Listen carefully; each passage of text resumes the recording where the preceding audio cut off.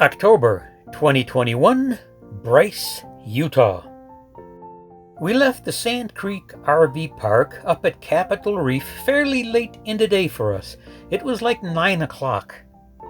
But this time, we only have 160 miles to go to make it to Bryce, so we had plenty of time and there was no hurry to get out of here.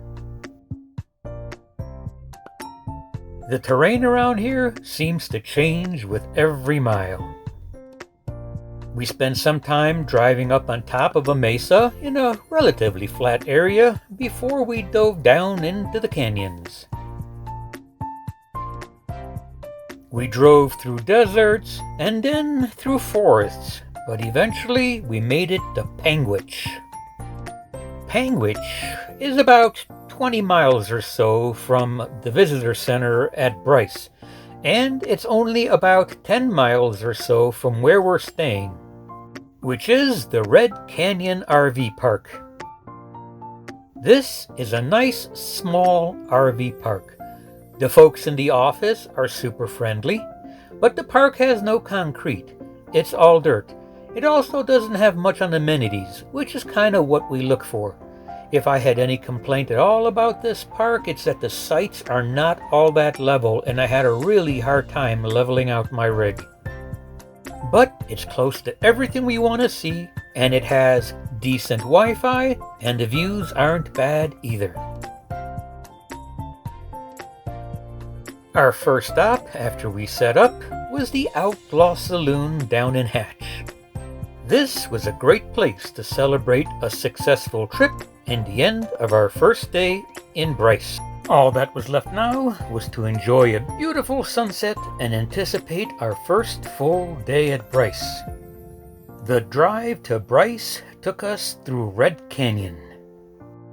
The two small tunnels carved out of the red rock made this scenic drive even more beautiful. We've seen red rock before, but the red rock around here seems to be redder than what we've seen at other parks. But now it's time to explore Bryce Canyon.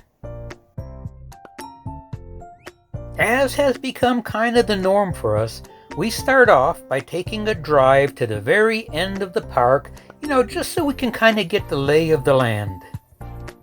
The drive into the park kind of surprised me. I wasn't expecting so many trees. Prairie dogs. This isn't a prairie. This is a forest. Somebody's confused.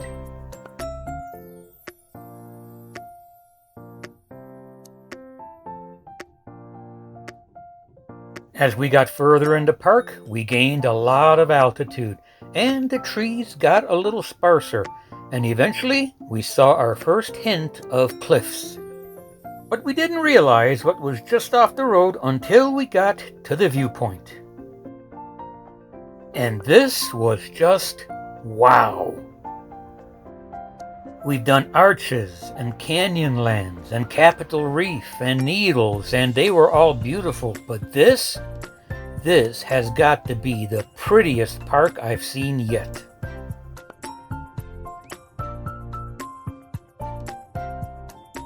The park was just full of these spires. They call them hoodoos. From our vantage point, up high on the cliff, it's really hard to appreciate just how tall these spires actually are. The biggest of these hoodoos is actually 150 feet tall. On our drive back from the farthest viewpoint in the park, we stopped at nearly every viewpoint on the way back to the park entrance. And to our surprise, every viewpoint looked better than the one ahead of it. This park is amazing.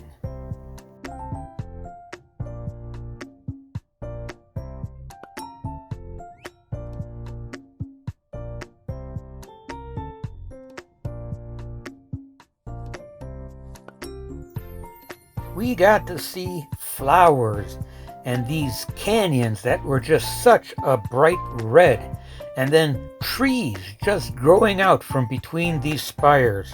Wow, could not get enough of this. At every viewpoint, we took a look at the signs that talked about the hikes available from that specific trailhead. So on this first day of drive-thru, we're trying to decide what to hike tomorrow. Cliffs. I hate cliffs. And there's our first planned hike. Well, I guess I'm gonna have to learn to control my fear of heights again. I should get pretty good at this before we get out of Utah. Either that, or I'm gonna have a nervous breakdown and just sit down and cry. And so, lucky for me, the next day in the morning turned out to be cold. That's frost on the top of my car there. And so instead of hiking, we decided to go horseback riding. The ride we picked was a 4-mile long, 1.5-hour trail ride that would take us down into the canyon, through the hoodoos, and bring us back up again. We were riding mules, not horses, because mules tend to do better on steep, rugged trails. Janet and I both understand why the term stubborn as a mule exists. Man, I would rather ride horses than mules. Horses tend to obey. Mules? Not so much. The ride down into the canyon and back up again was gorgeous. We dropped over 1,000 feet to get to the bottom of this canyon. I would highly recommend this ride, but I would recommend it with a word of caution.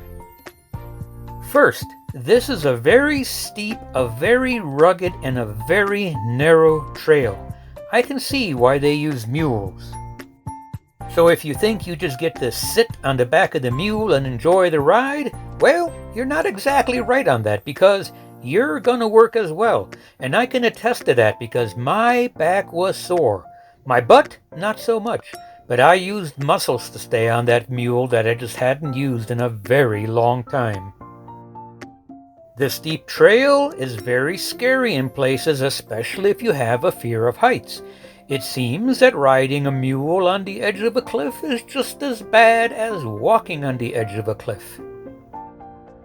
An hour and a half and 4 miles is a longer ride than you may think. It seems that at least every other day, the rangers have to go in and bring somebody out because they just could not finish this ride.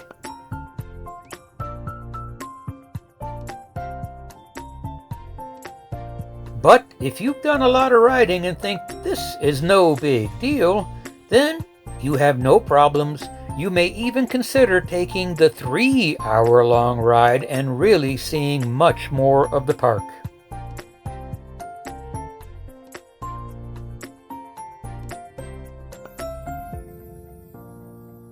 Janet and I both thoroughly enjoy this ride, even though we paid for it not only with a few bucks, but also with some very sore muscles. So even though the ride was fun, I was very happy to see the Corral. Our next stop after the horseback ride was Mossy Cave. The cave was not impressive, but the waterfall, now that was pretty.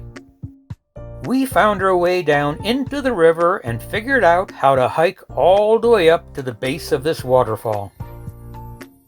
The water was a little cold, but what it really was crystal clear. It's not very often that I come along rivers that have water that looks this clean. After crawling under the waterfall, we made our way back down the trail towards our car. It was a short and beautiful hike back down to our car, but we needed to get there because we had another place to go. Last week, we were up at Capitol Reef and took a drive down Scenic 12 from Torrey to Escalante. Today, we decided to finish up our Scenic Route 12 tour by going back up to Escalante, but this time from the Panguitch side. I think that the northern half of this drive was far prettier than the southern half. But either way, we did find a nice place for lunch with a view. We found a spot that should have been on the shore of this reservoir, Of course, most reservoirs up here are kinda empty, so we just sat and looked down at what was left of it. Still, we enjoyed lunch, and then we headed on off to our next stop, which was Yonder Escalante. Yonder Escalante is really just another RV resort, and we kind of wanted to drive through it. It is, however, a nice RV resort, and it has a drive-in theater, and they even supply classic cars for you to sit there and enjoy it. And with that, we were done for the day. It was now time to drive back. Our next day at Bryce, we stayed at home. The weather was pretty bad all day long. We woke up to rain, and we pretty much had rain all day. That's okay, we had some stuff to do anyway. Well, the weather did not get any better, so we decided on another drive. This time we decided to take a scenic drive out to Brian Head Ski Resort and back again. We started going west on Highway 143, and Utah wanted to make sure that we knew that this was not 89. What else is this thing not?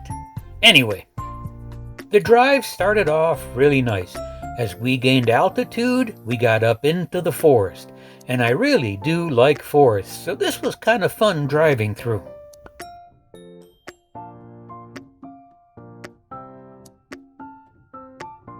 Since it's getting a little late in the year, we got to see some colors again.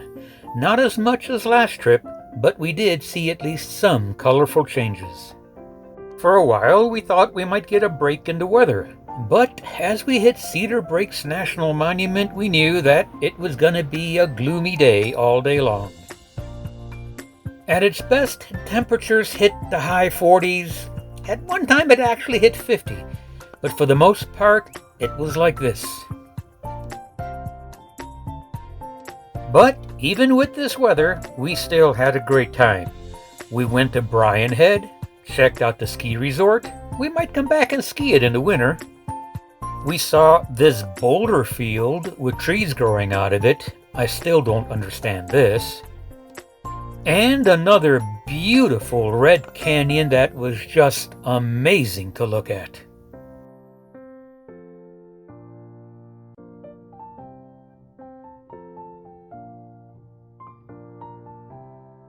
The lakes and reservoirs, even though they were more than half empty, still looked really nice against the colors of the trees. Oh, and check out how high this pole is. This is to let the snowplows know where the edge of the road is. You think they get snow up here? So, this drive turned out to be our last excursion here in the Bryce area. I think that we came here a little too late in the year to really enjoy it as much as we could. The weather got really cold and it rained a lot. I think maybe 2 or 3 weeks earlier would have been a much better time to be here to really enjoy the area. But we still had a great time here at Bryce. We did trail rides on a mule. Hey, that's something new. We saw the most beautiful canyons with the most gorgeous colors we'd ever seen. And even though we couldn't hike as much of the park as we wanted to, we still think that Bryce Canyon National Park is the most beautiful park that we've seen thus far.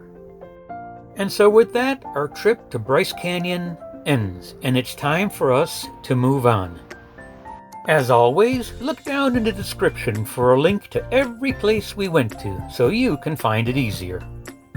As for now, we're leaving Utah, heading down to Arizona to explore the Grand Canyon. But we're not done with Utah yet, because we're still going to come up and check out Zion. And with that, I hope we'll see you at our next stop.